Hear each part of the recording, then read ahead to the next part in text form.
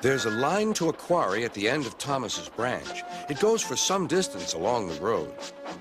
Thomas was always very careful to whistle here in case anyone was coming.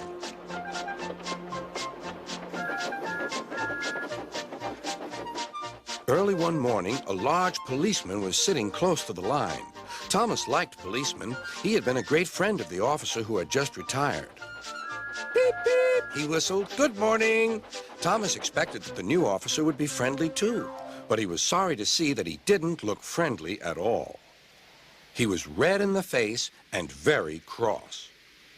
Disgraceful, he spluttered. I didn't sleep a wink last night. It was so quiet, and now engines come whistling suddenly behind me.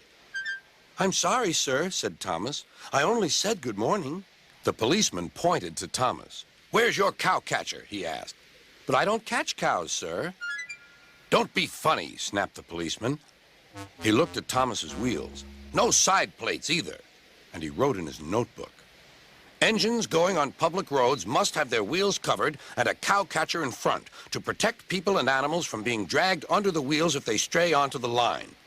You haven't, so you are dangerous. Rubbish, said Thomas's driver. We've been along here hundreds of times and never had an accident. That makes it worse, the policeman answered. He wrote regular lawbreaker in his book. Thomas puffed sadly away.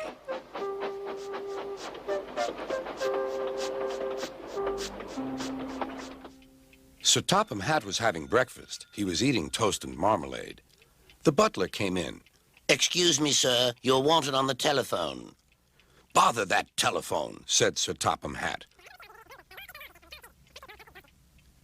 I'm sorry, my dear, he said to his wife. Thomas is in trouble with the police, and I must go at once. At the station, Thomas's driver told Sir Topham Hatt what had happened. Dangerous to the public, indeed. We'll see about that. Sir Topham Hatt spoke to the policeman. But however much he argued with him, it was no good. The law is the law, he said, and we can't change it. Sir Topham Hatt felt exhausted. I'm sorry, driver, he said. It's no use arguing with policemen. We will have to make those cowcatcher things for Thomas, I suppose. Everyone will laugh, sir, said Thomas. They'll say I look like a tram. Sir Topham Hatt stared. Then he laughed. Well done, Thomas. Why didn't I think of it before? We need a tram engine. When I was on my holiday, I met a nice little engine called Toby. He takes freight cars from the farms, but the trucks are taking over most of his work and he needs a change. He has cow catchers and side plates. I'll write to his superintendent at once.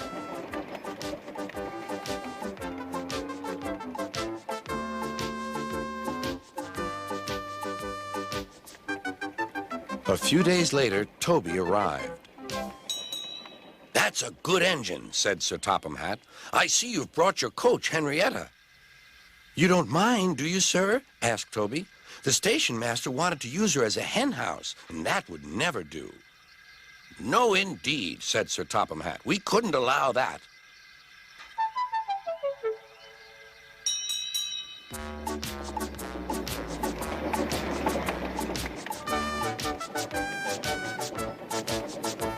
Toby made the silly cars behave even better than Thomas did.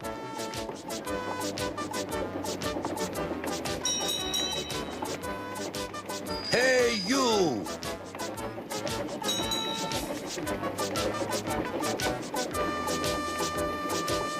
At first, Thomas was jealous, but he was so pleased when Toby rang his bell and frightened the policeman. They've been firm friends ever since.